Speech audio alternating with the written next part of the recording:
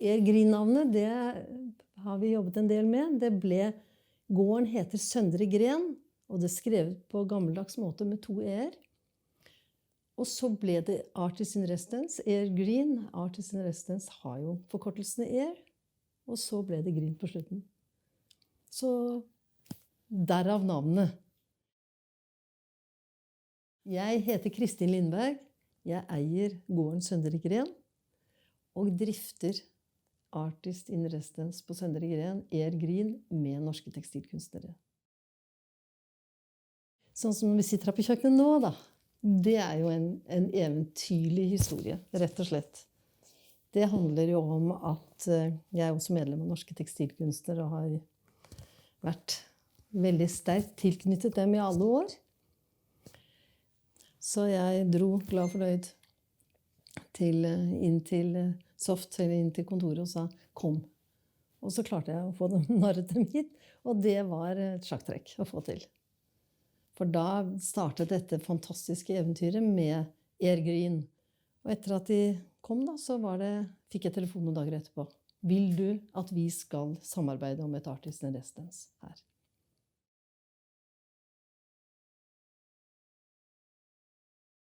Det finnes jo ingen andre steder. Altså et Artist in Residence for tekstilbasert kunst på samme måte som her.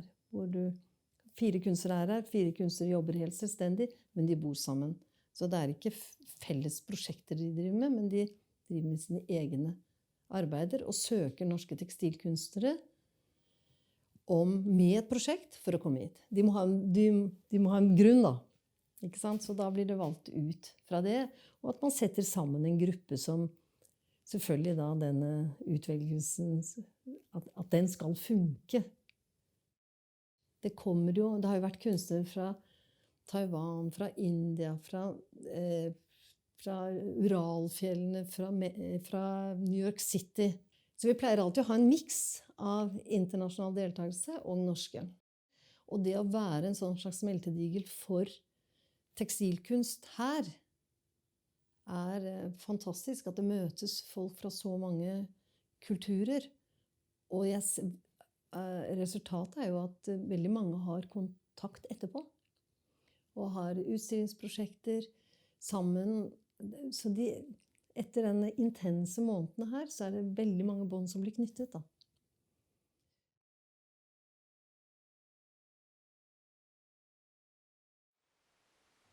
Jeg heter Linn. Jeg bor i Oslo, kommer opprinnelig fra Sverige. Jeg innenfor tekstilkunst nå, og jeg føler liksom at det dit som kunstnerskapet mitt har gått, men jeg kaller meg selv mye håndverker, fordi jeg føler liksom at det mest at det håndverksbasert. Det sporet jeg har vært på det siste året, 1 eller 2 årene, liksom at det figurativt. Jeg har jobbet med inspirasjon fra illuminasjoner og illustrasjoner og veggbonader og liksom en sånn bildlig fortelling, og at det liksom om narrativ og hvordan man formidler et budskap. Og jeg veldig glad i liksom tekstile tradisjoner som bundet med veggbonader. Og liksom det første jeg tenkte når jeg kom inn på dette sporet var liksom, går det å omsette til tekstil? Jeg heter Anniken Mjøsøk Hessen og billedkunstner. Hovedsakelig så jobber jeg med tekstil, og da vev og broderi. Broderi på vev.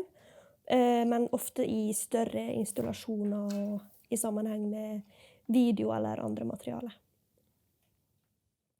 Det er jo veldig mye sånn som for meg problematikk som veldig naturlig å bruke tekstil til, da. Som for eksempel tempo, langsomhet, fokus, repetisjon. For meg så prosessen veldig viktig, at det liksom den prosessen, for eksempel med å veve da, så gjør du repetitive ting, og du må liksom ha fokus for å kunne gjøre det, at prosessen gjenspeiler tematikken i arbeidet, da. Jeg er Ida Himonen, og jeg er tekstilkunstner. Jeg jobber stort sett med veving, og jeg jobber stort sett med taktilitet. Aktivisering av andre sansene enn bare syn. Jeg har jobbet mest med temaet kjønn i feministisk perspektiv. Så jeg er Tonje Plur. Jobber med tekstil, både på kropp og ikke på kropp. Og jeg strikker, syr og broderer for det meste.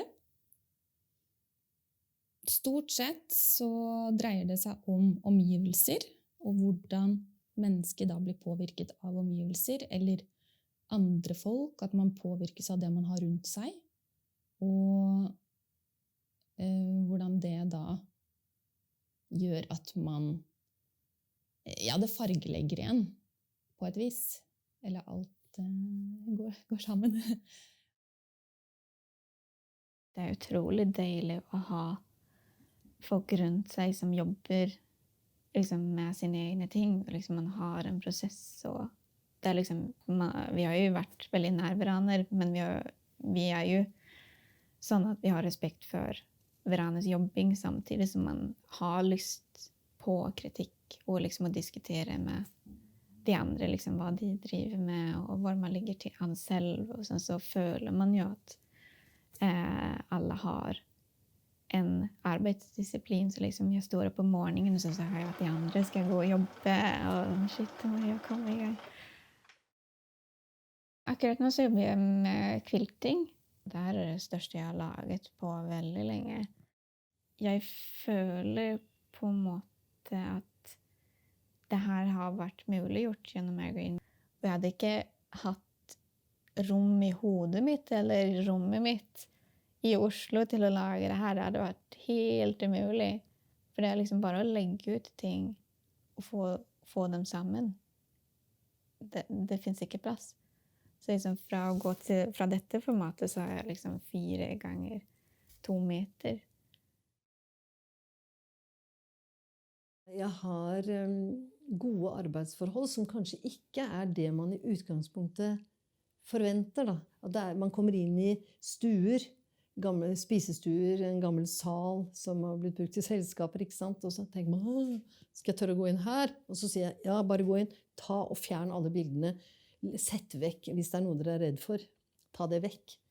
Det spiller ingen rolle.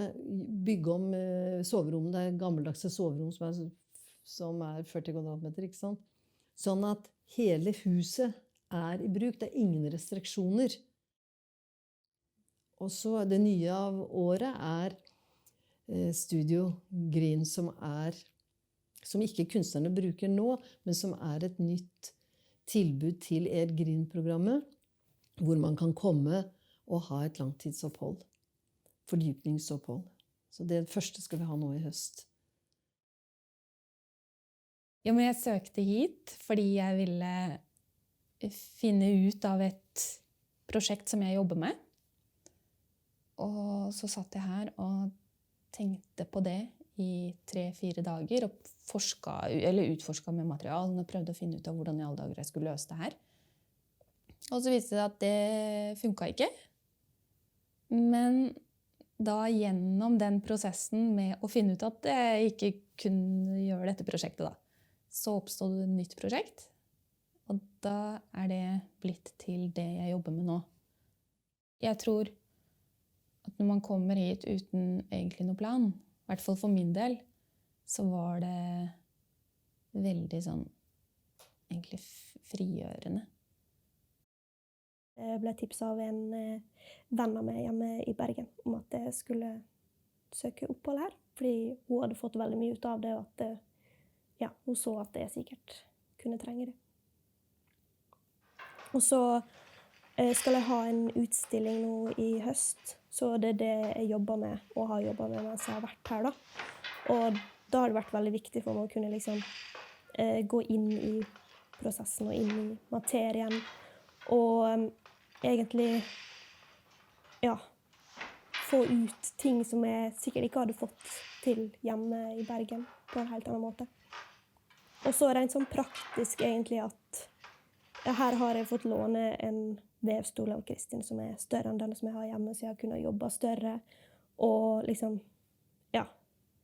Fordi at man har liksom 24 timer i døgnet til rådighet, så tør man kanskje å satse mer og bare, ja, man skal jobbe stort.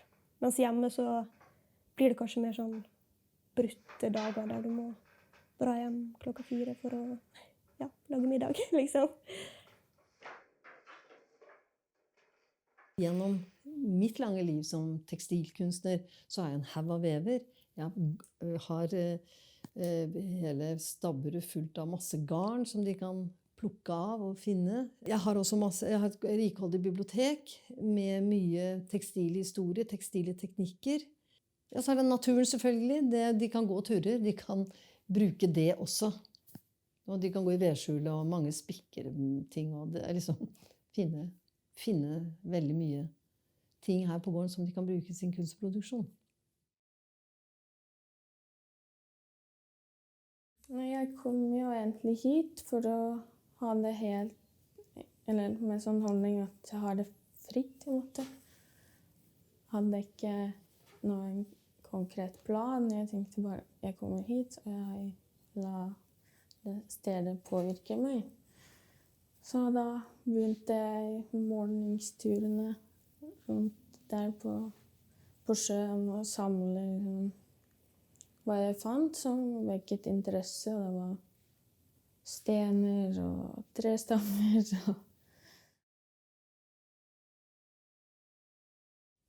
Det er så fritt og åpent å være her.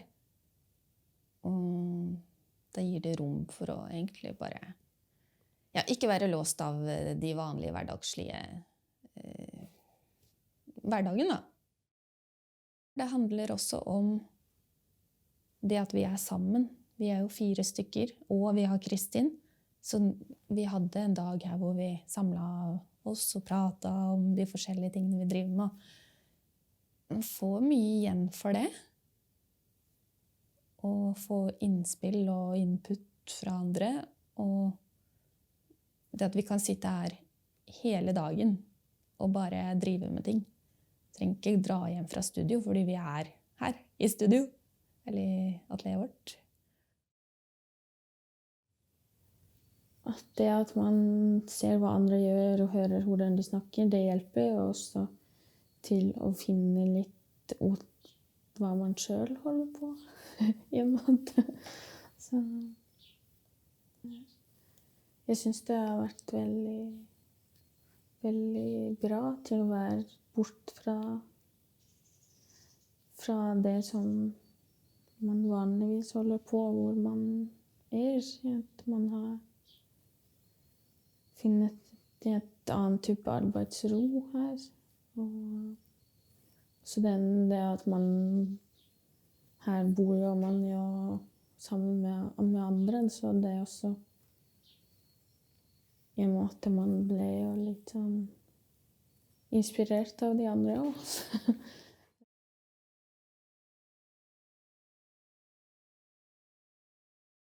Vi har et veldig godt samarbeid med Kunstsenteret i Buskerud. Veldig, veldig bra. Så vi føler at det er liksom vårt sted, da, på en måte. Og de kommer alltid hit. Så det vil vi fortsette med. Veldig positivt. Og vi har hatt flere artist talk der nede også, ikke bare her. For vi synes det ble litt mye å ha når det ble residency 2 ganger i året. At vi skulle åpne dag 2 ganger i året. Vi funnet ut at da skal vi bare ha 1 gang i året her på gården. Og så tar vi den andre gangen nede på Kunstsenteret. Og da har vi også masse bilder, sånn, en hel vegg bak widescreen da, med bilder fra oppholdet som bare går i loop, ikke sant? Jeg tror jeg vil egentlig anbefale alle som jobber med tekstil å søke hit. Det er det at det er så langt ute på landet at du blir ikke distrahert av noe annet. Og det er veldig deilig. At du slipper liksom å tenke på at du skal noen ting annet. At du får den fokusen og kontinuiteten i arbeidet. At du får jobbe med det hver dag i 1 måned. Ja. Og det er liksom egentlig det er også at du slipper å prestere egentlig. For vi har jo ikke noe sånn at vi må vise til at vi har faktisk produsert noe på slutten. Men det blir veldig sånn, ja. Det blir en bra atmosfære å jobbe i, egentlig. Og at du har liksom Kristin, som eier gården her, som er tekstilkunstner, og som er liksom bare et levende leksikon, og du kan spørre om alt, og har liksom 1000 kunstnerbøker og 1000 mer enn det timer med arbeid bak seg, så hun kan så mye. Og de andre kunstnerne som er her, som også er et veldig inspirerende plass å være. Og vi ønsker selvfølgelig at dette her skal bli mer. Kanskje 3 ganger i året, 4 ganger i året, 5 ganger, kanskje blir kjempebra. Altså, det er dette at Søndre Gren blir et senter for tekstilbasert kunst. Det er jo en våt drøm, da. Å få til det.